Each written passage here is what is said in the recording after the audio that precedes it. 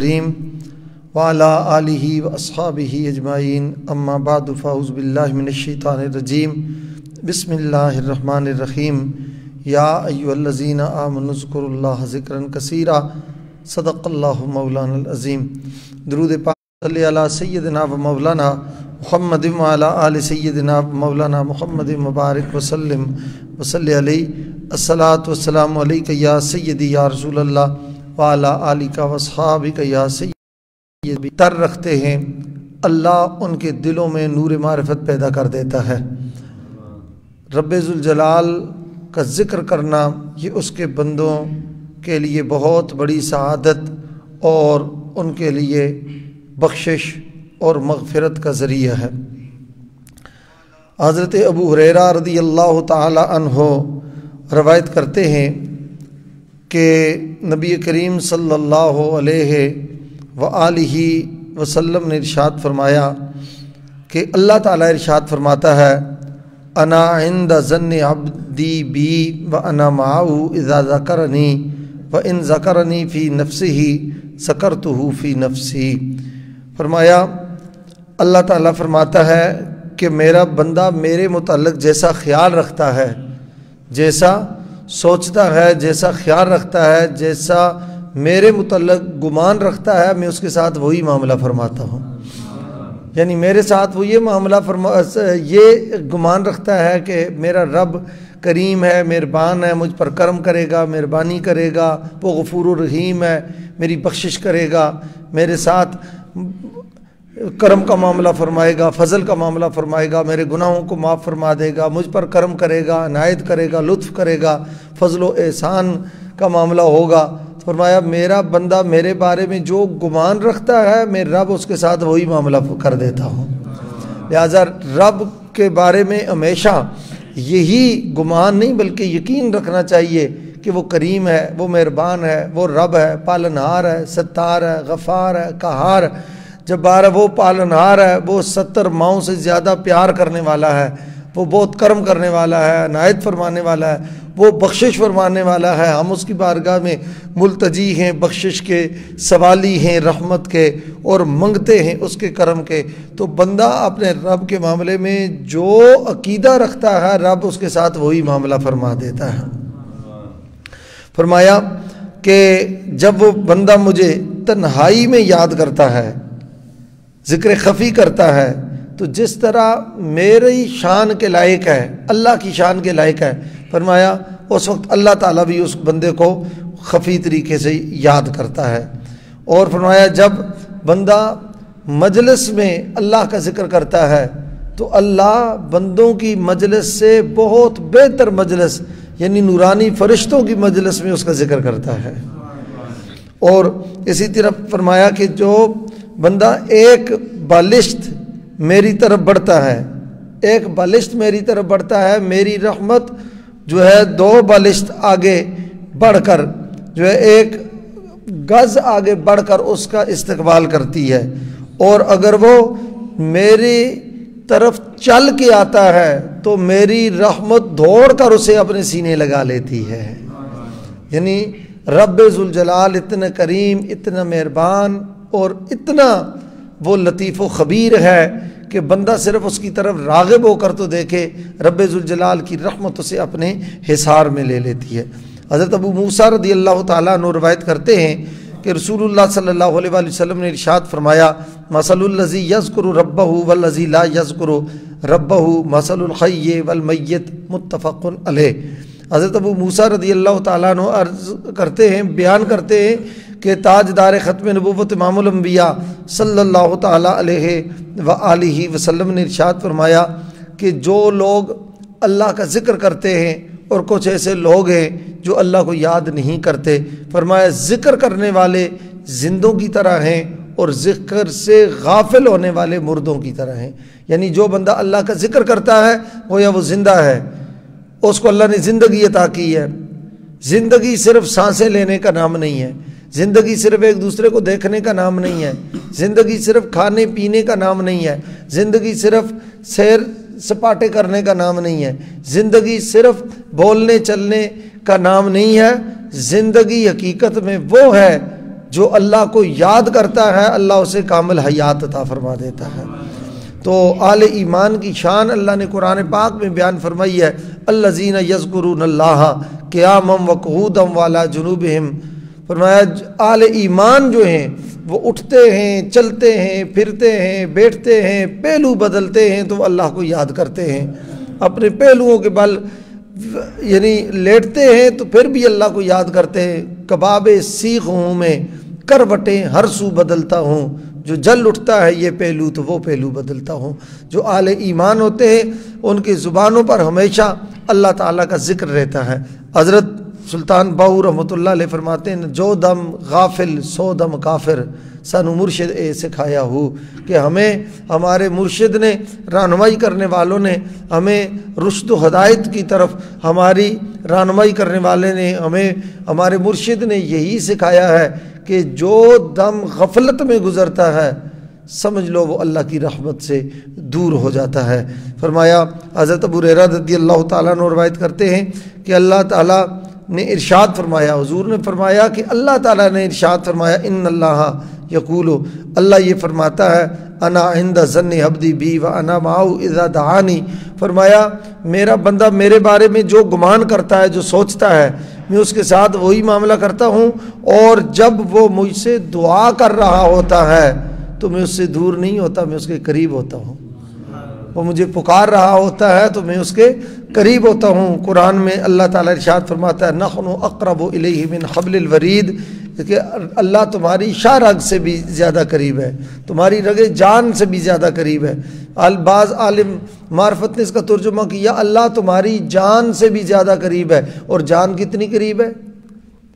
جان کا آج تک کوئی صحیح تعریف نہیں کر سکا، کمپلیٹ ڈیفینیشن جان کی ابھی تک نہیں ہو سکی۔ بھئی کوئی کہتے ہیں کہ جی جان روح میں ہے، کوئی کہتے ہیں جی جان نہیں یہ شارگ میں ہے، کوئی کہتے ہیں جی نہیں جان دل میں ہے، کئیوں نے کیا کہا، مگر جان جسم کے ہر حصے میں ہے۔ آپ دیکھیں نا، سر سے بال اکھاڑے وہاں بھی آپ کو درد محسوس ہوتا ہے، وہاں بھی جان ہے۔ پاؤں کا ناخن، یہ جس کو زندہ ناخن کہتے ہیں، وہ کاٹ دیں تو آپ کو درد محسوس ہوتا ہے، وہاں بھی جان ہے۔ جان جسم کے ہر حصے میں موجود ہے۔ جان کی صحیح کمپلیٹ ڈیفینیشن آج تک کوئی صحیح نہیں کر سکا۔ صوفیاء کرتے ہیں، اپنے اہل معرفت کرتے ہیں اپنے اپنے تئیں، مگر یعنی جان اتنے قریب ہے کہ بندہ اس کا نہیں آج تک اندازہ لگا سکا کہ وہ کتنے قریب ہے۔ رب فرماتا ہے، میں تو تمہاری جان سے بھی زیادہ تمہارے قریب ہوں، صرف تم مجھے بلا کر تو دیکھو، پکار کر تو دیکھو۔ اور دوسری حدیث قدسی میں آتا ہے، فرمایا انا مع عبدی اذا ہوا ذکرنی متحرکت بہی شفتاہ، یہ بخاری کی روایت ہے۔ حضور فرماتے ہیں، اللہ فرماتا ہے کہ میں اپنے بندوں کے ساتھ ہوتا ہوں جب وہ میرا ذکر کرتے ہیں، یعنی جب وہ ذکر کرتے ہیں تو میں ساتھ ہوتا ہوں۔ لہٰذا کوئی تنگی ہو، پریشانی ہو، تکلیف ہو، دیس میں ہو، پردیس میں ہو، کسی الجھن میں ہو، مصیبت میں ہو، ابتلاء آزمائش امتحان میں ہو، تو اللہ کو یاد کرو۔ اللہ فرماتا ہے میں تمہارے ساتھ ہوں۔ جب اللہ ساتھ ہے تو زمانہ مخالف بھی ہو جائے، ہوائیں مخالف ہو جائیں تو پھر کیا ہو سکتا ہے جی؟ مدعی لاکھ برا چاہے تو کیا ہوتا ہے؟ وہی ہوتا ہے جو منظور خدا ہوتا ہے، جو اللہ چاہے وہ ہوتا ہے۔ تو اب اللہ فرماتا ہے میں اس کے ساتھ ہوتا ہوں، اور جب اس کے لب حرکت کرتے ہیں، تحرکت بھی شفتا ہو، جب اس کے ہونٹ میرا نام لینے کے لیے حرکت کرتے ہیں، ہونٹ حرکت کر رہے ہوتے ہیں، تو کیا ہے؟ میں اس کے ساتھ ہوتا ہوں۔ یا ادھر سے حرکت ہو رہی ہوتی ہے، ادھر سے برکت ہو رہی ہوتی ہے۔ حضرت ابو ہریرہ رضی اللہ تعالی عنہ روایت کرتے ہیں، رسول اللہ صلی اللہ علیہ وسلم نے ارشاد فرمایا کہ اللہ فرماتا ہے، باقی روایت وہی ہے، انا عند ظن عبدی بھی۔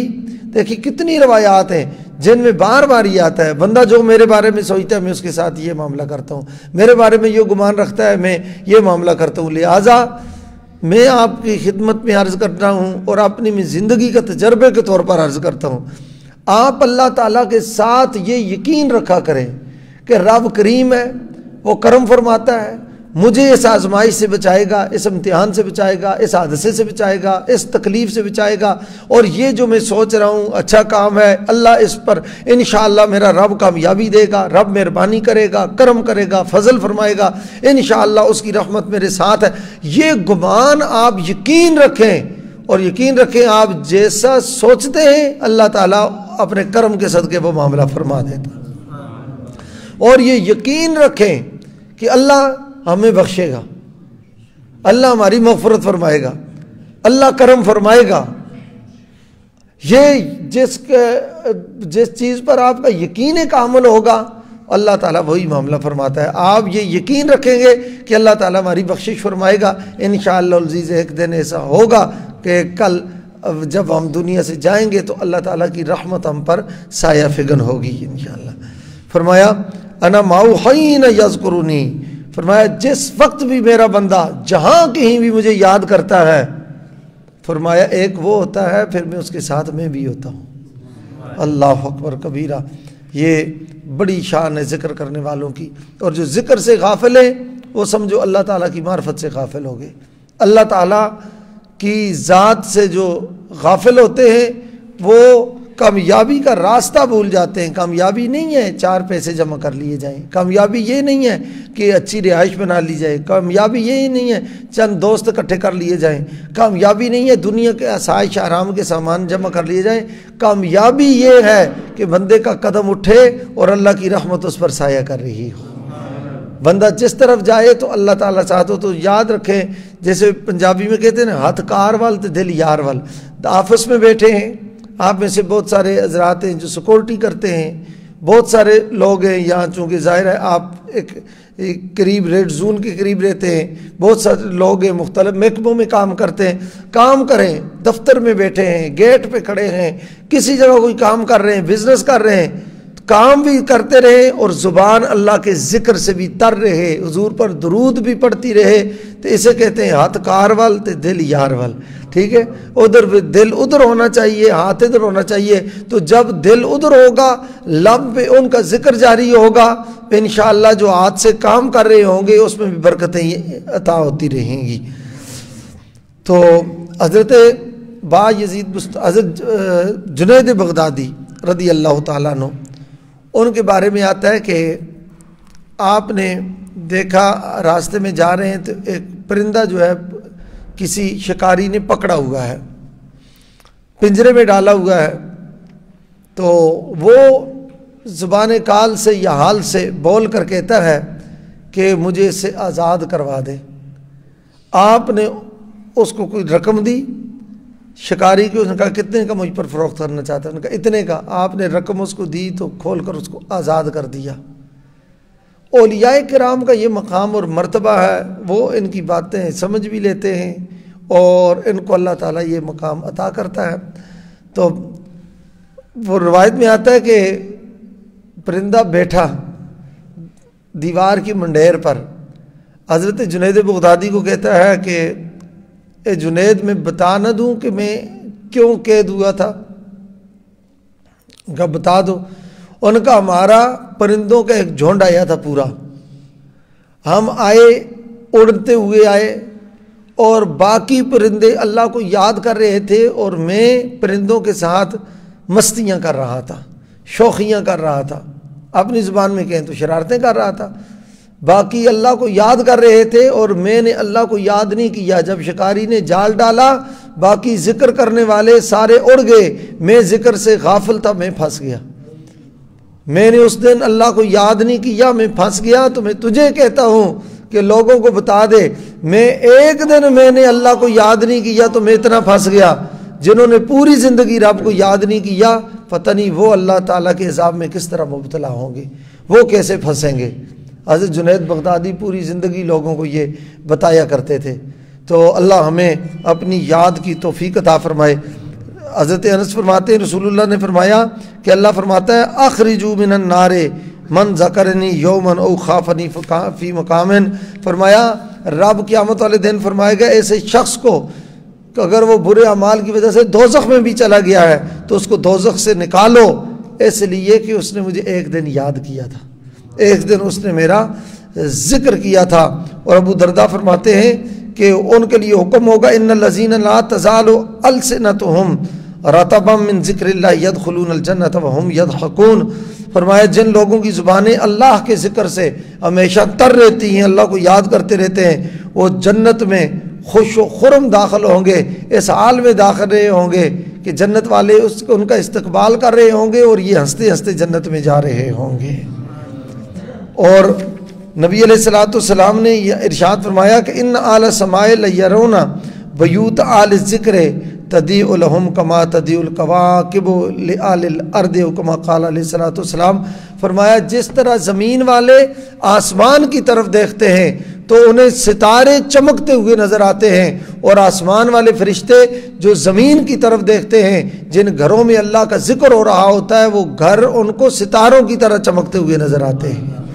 اب بتائیں جن کے گھر ستاروں کی طرح چمکتے ہیں تو ان کی قسمت نہیں چمکتی ہوگی، ان کا مقدر نہیں چمکتا ہوگا، ان کے ذہن نہیں اجلے ہوں گے، ان کا دل و دماغ روشن نہیں ہوگا۔ لہٰذا اللہ تعالیٰ کا ذکر کیا کریں، چلتے ہوئے اٹھتے بیٹھتے، لا الہ افضل ذکر لا الہ الا اللہ، تمام ذکروں میں سرکار نے فرمایا افضل ترین ذکر یہ ہے لا الہ الا اللہ، سبحان اللہ کہیں، الحمدللہ کہیں، اللہ اکبر کہیں، سبحان اللہ و بحمدہ سبحان اللہ العظیم۔ اللہ تعالیٰ کو ہمیشہ یاد کرتے رہیں، جس کے لب اللہ کے ذکر سے تر رہتے ہیں، رب فرماتا ہے میں اس کے ساتھ ہوتا ہوں، اور جب رب ساتھ ہوتا ہے تو اس کو پھر کسی قسم کی تنگی تکلیف اور پریشانی نہیں ہوتی۔ اللہ ہمیں اپنا ذکر کرنے کی توفیق عطا فرمائے۔ اللہ اللہ کرتے کرتے ہو نظر آیا مجھے، ہو میں جب میں گم ہوا پھر تو نظر آیا مجھے، وما علیہ الا البلاغ المبین۔